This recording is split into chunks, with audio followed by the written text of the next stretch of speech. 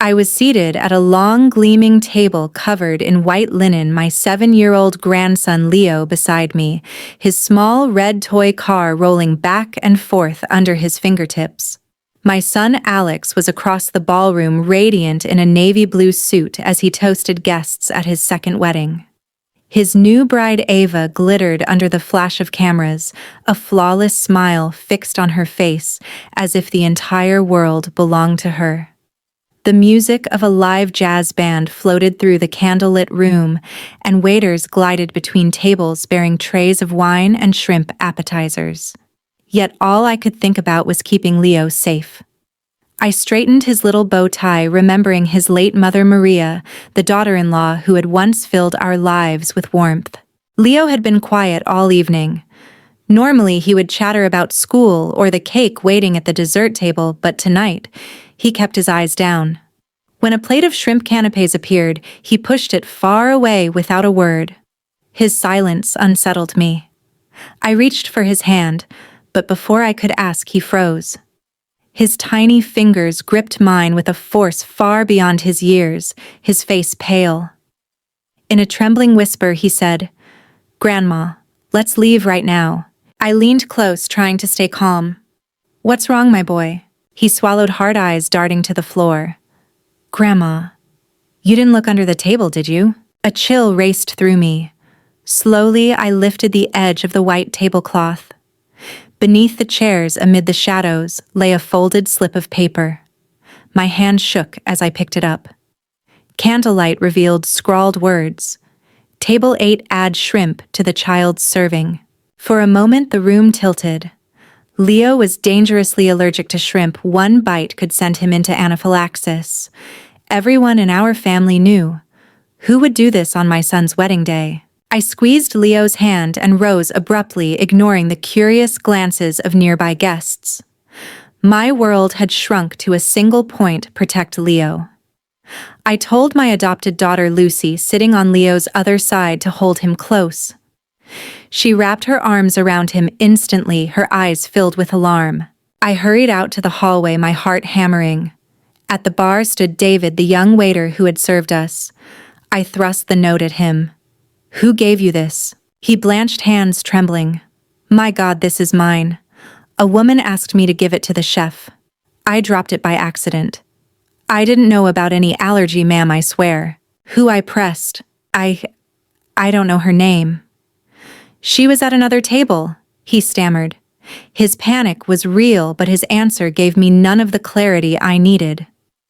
I turned back toward the ballroom, clutching the note as if it were a burning coal. Inside, the waiters were preparing to serve the main course. Leo's eyes met mine across the room, wide and pleading. Without thinking further, I marched to our table and stood tall. My voice cut through the music. "One moment, please, before we eat. I have something to clarify." Conversations died instantly. All eyes turned to me, to the child at my side, to the slip of paper I held aloft. Who wrote this note asking for shrimp to be added to the food of the child at table 8? A ripple of whispers spread among the guests. Alex hurried over, confusion etched on his face. "Mom, what's going on?" "Read it yourself," I said, pushing the note toward him. His smile faded as he scanned the words, his hands starting to shake. "What does this mean?" Before I could answer, Ava swept forward in her beaded dress, eyebrows lifted in a display of perfect surprise. "What is all this? Some kind of joke?" Her tone was light, but I caught the flicker of panic in her eyes. "My grandson is allergic to shrimp," I said, my voice trembling with controlled fury. "This is no joke. This is an attempt at murder." The ballroom fell silent. Some guests gasped, others muttered, staring from me to Ava. She let out a forced laugh. "Excuse me, Mrs. Williams, but there's no name on that paper." "Are you really going to believe a story a child found under a table?" My blood boiled at her mockery, but I forced myself to stay steady. For Leo. For my family. Suddenly, Lucy stood, her arms still protectively around Leo. Her voice, usually soft, rang out cold and clear. "That's enough, Ava." Then she stepped forward and, before anyone could stop her, slapped Ava across the face. The sharp sound cracked through the hall like a whip. Guests froze, stunned. Ava clutched her cheek eyes wide. "You see?" she cried to Alex, her voice quivering. "She's crazy with jealousy." Lucy didn't move. "The only wicked person here is you," she said, her voice breaking. "You tried to harm an innocent child at your own wedding." A new murmur swept the guests. Doubt began to shift toward Ava. Alex stood motionless, trapped between disbelief and the mounting evidence before him. Ava tried to laugh again, but the sound came out brittle like glass about to shatter. "This is slander. Someone must have put that paper there to ruin our wedding," she snapped, but her hands trembled as she clutched her bouquet. I stared at her, my heart pounding. How could the woman my son had chosen as his wife be capable of such cruelty? I had tried to welcome her into our lives, telling myself that Alex deserved a second chance at happiness after Maria's death. But every instinct in me had whispered a warning from the moment she crossed my threshold. I remembered the first night Alex introduced her at my home, the perfect light blue dress, the careful compliments about my cooking, the way her eyes lingered a beat too long on the photo of Maria hugging a baby Leo. I remembered Leo's small body going rigid when she offered him chocolate at dinner, his gaze avoiding hers, as if she were a shadow creeping across his safe world. And later, the glimpses of her harsh tone, when she thought I couldn't hear the trips to the park from which Leo returned silent and dirty, the teacher's quiet concern about how withdrawn he had become. I had seen the pieces of the puzzle all along and chosen not to fit them together, afraid of what I might discover. Now the picture was complete, and it was monstrous. "David," I said firmly. The young waiter approached, pale as milk. "Tell them what you told me." He glanced nervously at Ava, then at the guests. "This paper," he stammered, "a woman gave it to me to hand to the chef. I didn't know what it said. I dropped it by accident." Ava's head snapped toward him. "You're mistaken," she hissed, but her voice wavered. Before she could say more, a new voice rang out from the corner of the hall. "It wasn't me who wrote it," a young woman sobbed. It was Gloria, Ava's younger sister, barely 18, tears streaming down her cheeks. She stood clutching her clutch bag like a lifeline. "Ava gave me that note. She asked me to hand it to the waiter. I didn't know what was inside. I swear." The crowd gasped. Murmurs rippled like wind through leaves. A relative shook his head and muttered, "To plot against a child." Ava whirled on Gloria, her face twisting. "Shut up! How dare you lie about your own sister?" Her sharp tone rang out across the hushed ballroom, but her lips trembled. "I'm not lying," Gloria whispered, trembling from head to toe. "I just did what you asked." It was like a dagger slicing through the last veil of Ava's perfect act. Her mask cracked. The bride who had floated through the evening like a queen now stood exposed, her flawless smile gone. Lucy stepped forward again, her arms still wrapped tightly around Leo. "If you keep denying it," she said icily, "we can ask the hotel to check the security cameras. Everything will be clear in a moment." A hush fell. Ava's face drained of color. She looked around wildly, but no one came to her defense. Not the friends she had posed with, not the relatives who had toasted her. Her eyes darted to Alex, pleading, but he only stared at her, his hand trembling on the back of a chair. Alex took a slow step toward her. "Ava," he said, his voice breaking, "tell me the truth. Did you do this?" "You don't believe me?" she asked, a twisted smile flickering and dying on her lips. "It's their plan. They're jealous. I didn't do anything." Her words sounded weak, a gust of air before a storm. Lucy's voice cut through the silence. "Look this child in the eyes and tell him you didn't try to hurt him." Leo pressed himself against me, his small hand squeezing mine. My heart broke at the fear in his eyes, the same clear eyes that once glowed when Maria sang him to sleep. Guests began to rise from their seats. Mr. Johnson, an older relative, struck the table with his palm. "This is a disgrace. We can't let this pass." Others muttered in agreement, their faces grim. Alex's composure crumbled. His voice rose ragged and furious. "Leo is my son. You tried to kill my son on our wedding day." Ava burst into tears, but I could see they were not tears of remorse, only the shock of being caught. I placed the note flat on the table, my voice steady and unyielding. Anyone who tries to harm my grandson will never set foot in this family again. Security staff summoned quietly by a hotel manager approached the bride. "Ma'am, please come with us," one said firmly. Ava stumbled back, searching the crowd for an ally. None came. Guests shook their heads, whispering, unbelievable how cruel as she was, escorted out her beaded dress, brushing the floor like a deflated balloon. Alex stood frozen, hands on his head as if holding his world together by sheer force. Then he dropped to his knees in front of Leo, tears streaming down his cheeks. "Son," he whispered, "forgive me. Forgive me for not protecting you." I bent down and put a hand on his shoulder. "We stopped it in time," I said quietly, though my heart was heavy. "This false happiness ends now." Alex clutched Leo to his chest. The jazz band's music had ceased. The wedding had become a scene of ruin. But in the midst of it, holding my grandson safe, I felt something like resolve settle over me. We would rise again from this. In the days after the wedding disaster, our home fell into a deep and uneasy silence. The phone rang constantly, relatives wanting updates, friends offering sympathy or gossiping about the wedding scandal, but I rarely picked up. Each call was a fresh reminder of how close we had come to losing Leo. Alex retreated inward. The confident man in the navy blue suit, smiling for photographs with his bride, was gone. He still woke early for work, but his shoulders sagged, and when he came home, he sat silently at the kitchen table, staring at his hands. The name Ava was no longer spoken inside our walls. It hung like a ghost we all avoided. Leo clung to me more than ever, but I could see how the ordeal had left its mark. He startled easily, spoke little, and sometimes woke in the night crying, though he tried to hide it. I cooked his favorite meals, cheesy pasta, soft pudding, but food could only comfort so much. The real healing came from Lucy. She had always been a steady presence, but after the wedding she became the anchor Leo needed. Every morning she prepared his school lunch herself, carefully labeling it with bright notes to warn the teacher about his shrimp allergy. She would draw a smiling face in crayon on the paper, and Leo would smile shyly when he opened it. "Aunt Lucy draws so well," he told me once, and I saw the light flicker back into his eyes. Every afternoon she took him to the park. From the kitchen window I would watch them walking hand in hand, Lucy's calm voice carrying over the breeze.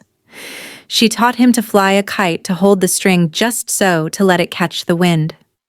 Sometimes he'd tumble off the slide, and she'd rush to him, brushing the dust from his knees and whispering, "It's okay, my love. I'm here." Slowly his clear laughter began to return, the sound I had thought lost forever after Maria died. One night Leo developed a fever. I went to his room but stopped at the door. Lucy was already there, sitting on a chair at his bedside, placing damp cloths on his forehead and telling him a story about a brave sparrow that flew through a storm. Her voice was soft but steady. I watched her for a long time, a lump in my throat. In her care, Leo looked peaceful, his little hand resting trustfully in hers. I wasn't the only one watching. I noticed Alex standing in the hallway behind me, his gaze fixed on Lucy. It wasn't the look of a man seeing a sister figure, it was deeper, heavier, full of gratitude, and something like remorse. Perhaps for the first time he was realizing who had truly stood by him and his son through all their pain. I didn't say anything. Some things are better left to unfold on their own. A few evenings later we were all sitting at the kitchen table over a simple dinner of warm pasta and salad. Leo, still small but sitting a little straighter now, put down his fork and looked directly at Lucy. "I want Aunt Lucy to be my mommy," he said, clear and soft, as if he'd been thinking it for a long time. The room went still. Lucy flushed and lowered her eyes, gripping her spoon. Alex froze, tears gathering at the corners of his eyes. For a long moment, no one spoke. I reached across the table and laid my hand on Alex's shoulder. "True happiness, son," I said quietly, "doesn't come from a dazzling wedding dress. It comes from a sincere heart that knows how to love."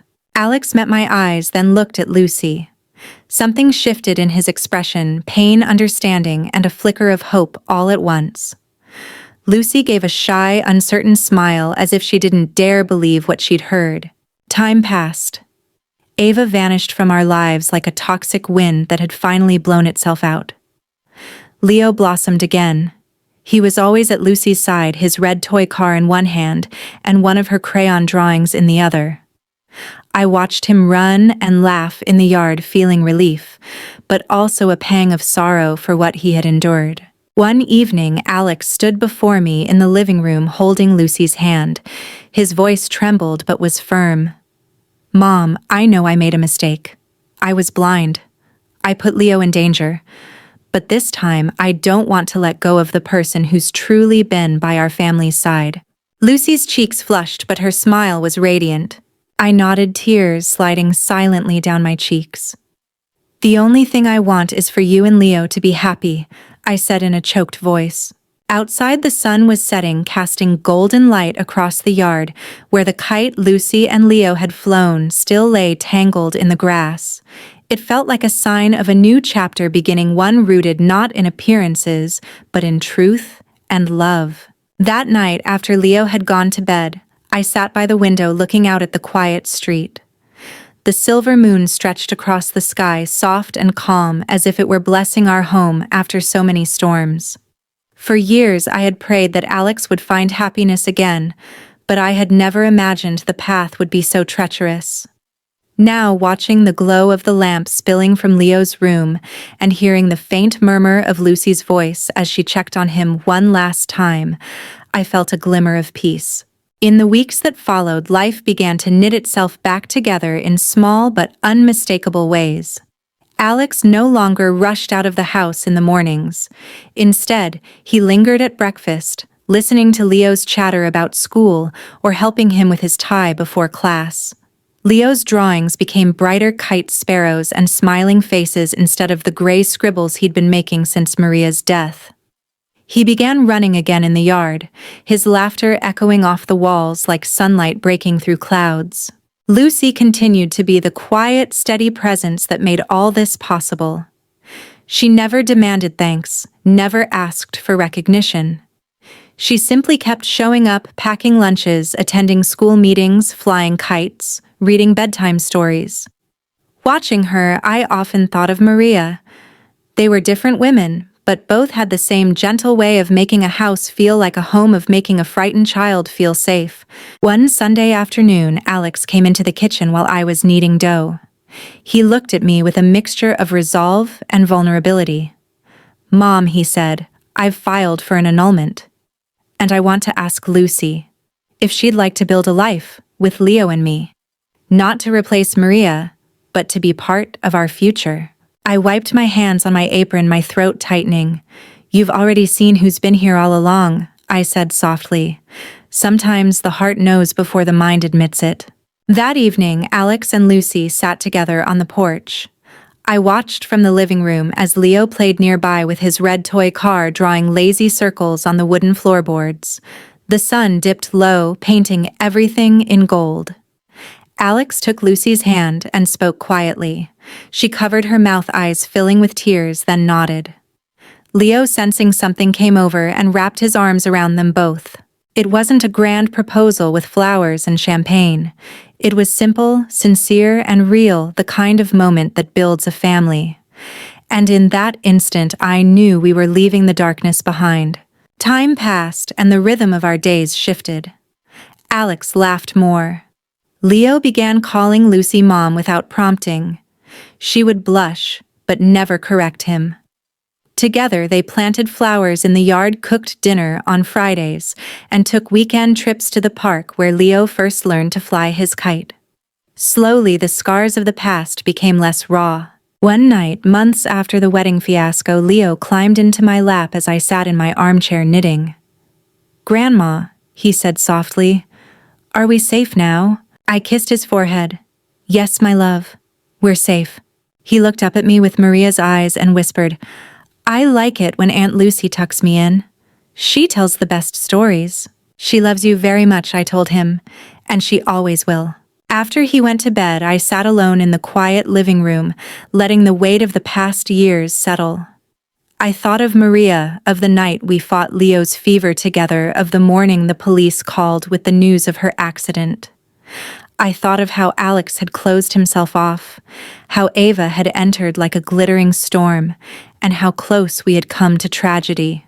And then I thought of Lucy, how she had stepped into the void not with fanfare, but with steadfast love, proving that family is not only blood, but also choice, courage, and sacrifice.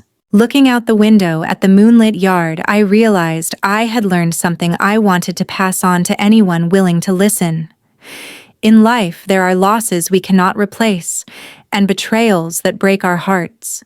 But sincere love, quiet, steady, and selfless, will always be the light that shows us the way forward. Family isn't built only with blood ties. It's built with choices, with the willingness to protect each other from darkness and danger, with the small daily acts of care that keep hope alive. If you've stayed with me through this story, I hope you'll carry its lesson into your own life. Listen closely to the people you love. Pay attention to the small signs they can save a life. And never forget that kindness and courage, not appearances, are what lead us out of nights that seem endless. If this story touched you, please like, share, subscribe, and leave a comment below with your thoughts. Every story we tell together can be a candle lighting someone else's path.